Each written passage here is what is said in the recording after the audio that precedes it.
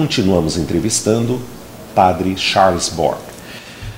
Padre, vamos deixar a coisa um pouco mais quente agora para não dizerem que nós estamos fazendo uma entrevista chapa branca porque o senhor é da casa, tá? O que é que um padre faz com um impulso sexual? Educa ele. Educa? Como é que educa? Põe no cabresto? Não. Isso exige uma consciência muito clara, tanto da sua vocação, como também da vocação, da vocação e da natureza da outra pessoa.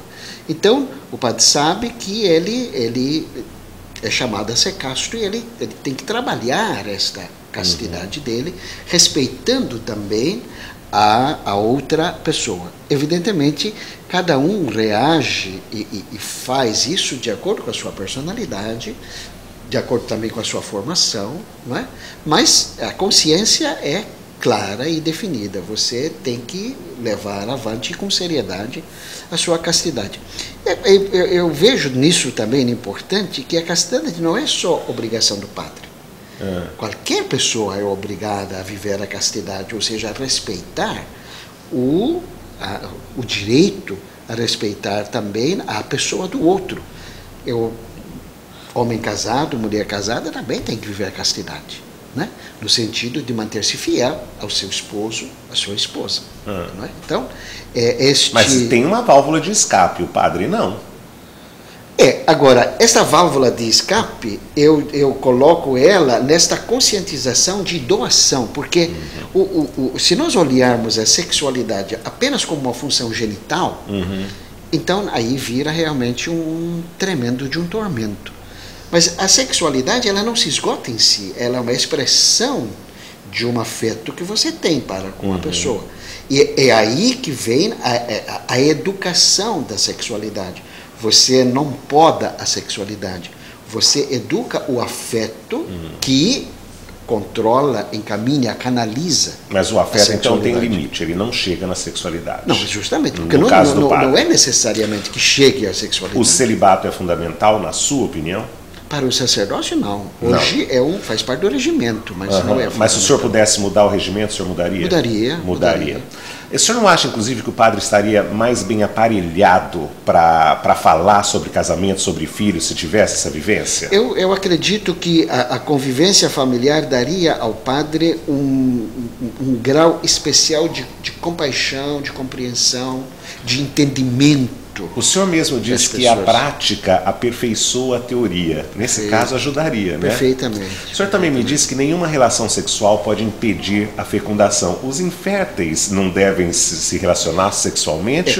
Veja bem, nenhuma intervenção artificial deve impedir o relacionamento sexual. Por quê?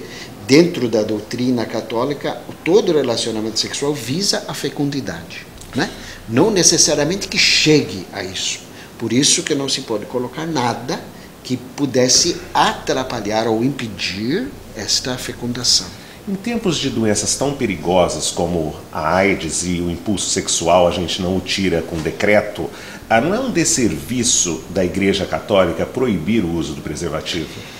Seria se a igreja não valorizasse o relacionamento sexual decente, honesto, maduro. Porque qual é o problema das doenças sexualmente transmissíveis? A promiscuidade.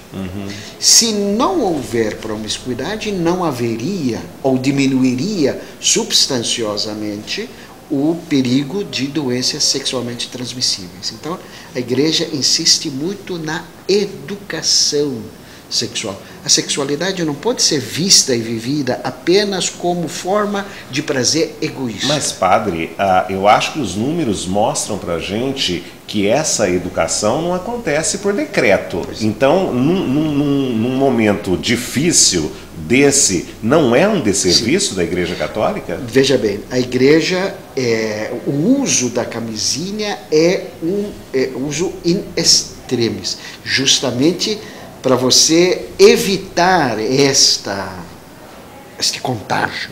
Mas ele não pode ser o método normal, porque a partir do momento que eu digo use a camisinha para você não ficar doente, eu estou dizendo seja promíscuo. Isso diminui o ser humano. Que princípios da Igreja Católica o senhor questiona? Olha, eu gostaria, um deles é o celibato, o celibato obrigatório. É obrigatório. Né? Como se isso fosse, eu acho que o celibato tem que ser opcional. Certo. Né? Outra coisa interessante que eu gostaria que mudasse na igreja é a forma como tratar os casamentos de segunda união. Como deveria ser tratado?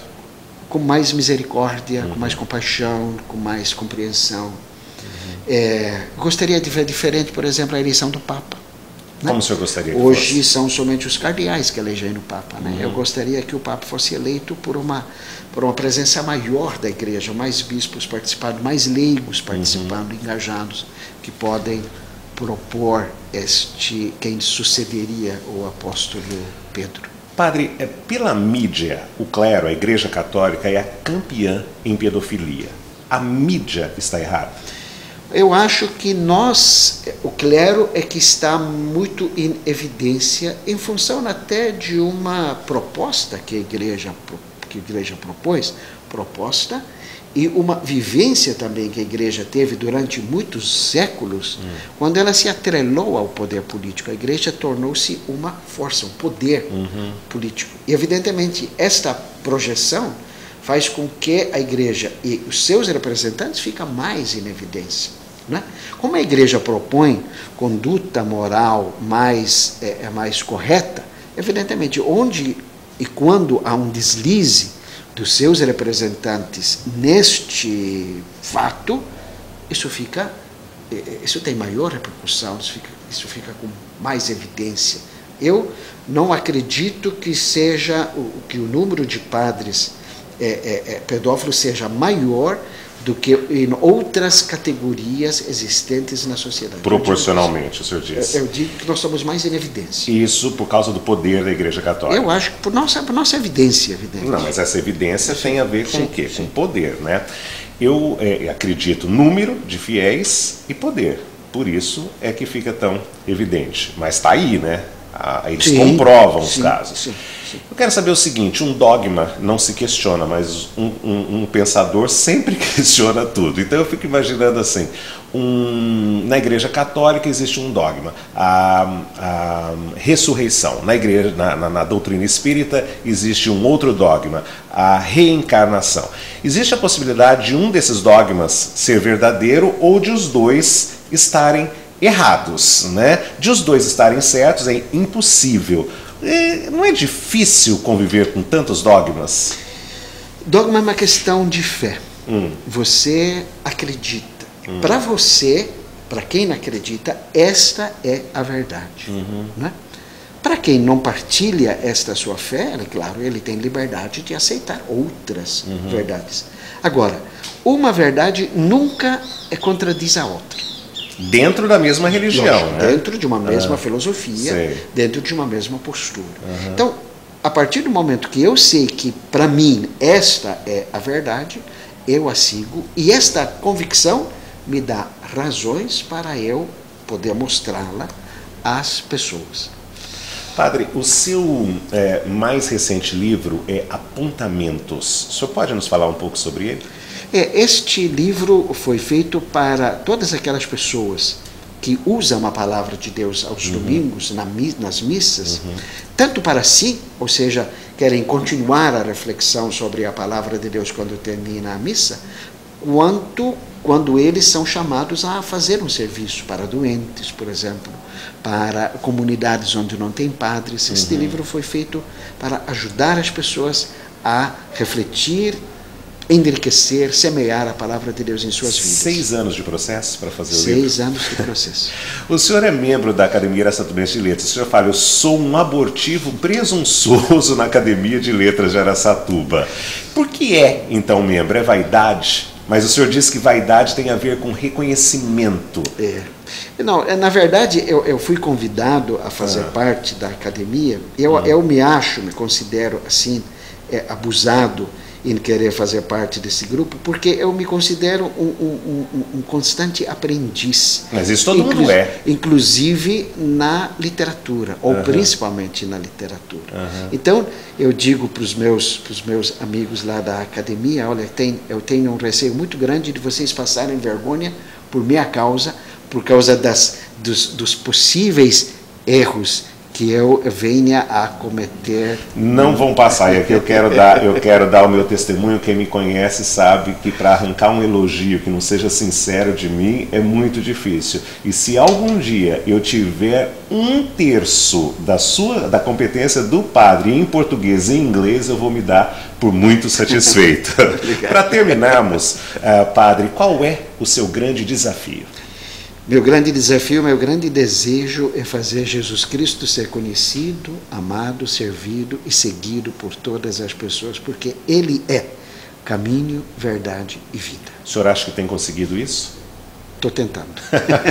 Foi um prazer entrevistar o Padre Charles. Até o próximo Questão de Opinião.